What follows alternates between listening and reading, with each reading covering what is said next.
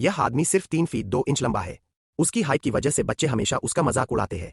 वे अक्सर कहते, अरे भाई तुम्हारा स्नोबाइट कहाँ है। सुपरमार्केट में लोग उसकी पीठ थपथपाते हैं। काउंटर पर कैशियर अक्सर उसे नजरअंदाज कर कहता, सॉरी मैं तुम्हें देख ही नहीं पाया। वह इन ठंडी नजरों का आदी हो चुका था। एक दिन उसने गलती से मेज पर एक छोटा सा स्टैचू गिरा दिया। तभी बाहर से जोरदार आवाज आई। दरवाजा खोला तो देखा उसका सबसे अच्छा दोस्त जमीन पर पड़ा था। उसी पल उसने अपने सबसे करीबी दोस्त को खो दिया। उस दोस्त ने उसके नाम न्यू जर्सी में जमीन छोड़ी थी, लेकिन वह ट्रेन में नहीं बैठना चाहता था, क्योंकि भीड़भाड़ में लोग उसका मजाक बना सकते थे। वह अनदेखा रहकर ही सफर करना चाहता था। आखिरकार वह घर पहुंचा, ताले को खोला। पुराना फर्नीचर धूल से ढका हुआ था। उसी पल से वह जगह उसका नया घर बन गई। अगली सुबह वह एक फूड ट्रक पर रुका। ओनर ने उसे पास की दुकान के बारे में बताया। रास्ते में एक औरत का चश्मा हाथ से गिर गया। उसकी कार इधर उधर डगमगाने लगी। वह तुरंत घास में कूद गया।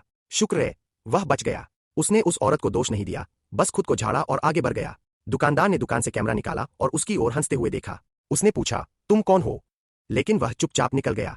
वही औरत फूड ट्रक पर कॉफी लेने आई। जैसे ही उसने सुना कि स्टेशन पर एक युवक है, उसका चेहरा गंभीर हो गया।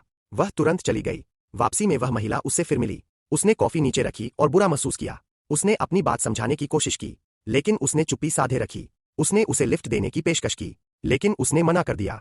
उसी रात वही औरत नशे में उसके दरवाजे पर आई। उसने पूछा, क्या तुम सुरक्षित हो? कोई गाड़ी तो नहीं? उसने कहा कि उसने 2 साल पहले अपना बेटा खो दिया था। वह बहुत दर्द में था। उसकी शर्म ने उसे खामोश कर दिया। अगली सुबह जब औरत उसकी घर में उठी और उसे वहां न पाया, तो वह चुपचाप चली गई। वह पूरी रात बाथरूम में बैठा रहा।